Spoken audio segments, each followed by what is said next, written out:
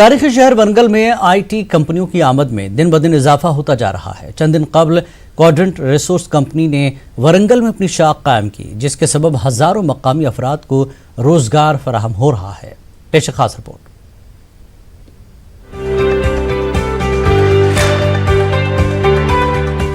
काकतिया दौरे हुकूमत का मशहूर शहर वरंगल अब आईटी हब बनता जा रहा है।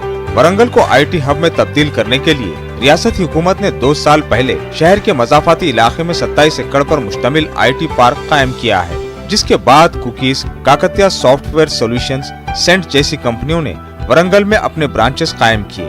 आईटी कंपनियों की आमद के सबब हजारों अफराद को रोजगार फराहम हो रहा है।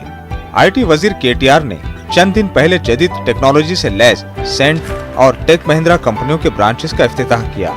अपने खिताब के दौरान उन्होंने कहा कि अब सिर्फ हैदराबाद ही आईटी हब नहीं रहेगा, जिसको रियासत भर में वसअत दी जाएगी।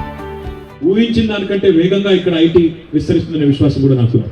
तो తప్పకుండా ఒక సమగ్రమైన ఆలోచనతో ఇటు వరంగలే కానీ అతి త్వరలో ఇదే సంవత్సరంలో కరీంనగర్లో ఐటీ హబ్ ని ప్రారంభించబోతా ఉన్నాం, ఖమ్మంలో ఐటీ హబ్ ని ప్రారంభించబోతా ఉన్నాం. ఇదే సంవత్సరం చివరికి వచ్చేసరికి నిజామాబాద్, మహబూబ్ నగర్ లో కూడా ప్రారంభించబోతా ఉన్నాం.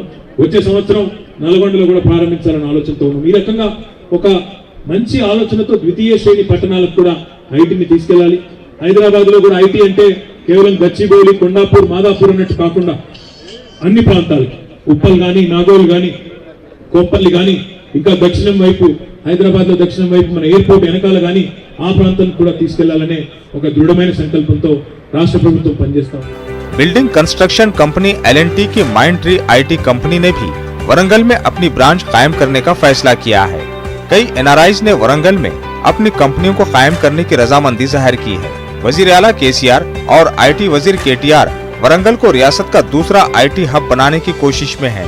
चंद दिन कबल केटीआर ने बैरून मुमालिक का दौरा करते हुए कई कंपनियों से रियासत में अपने ब्रांचेस कायम करने की अपील की थी।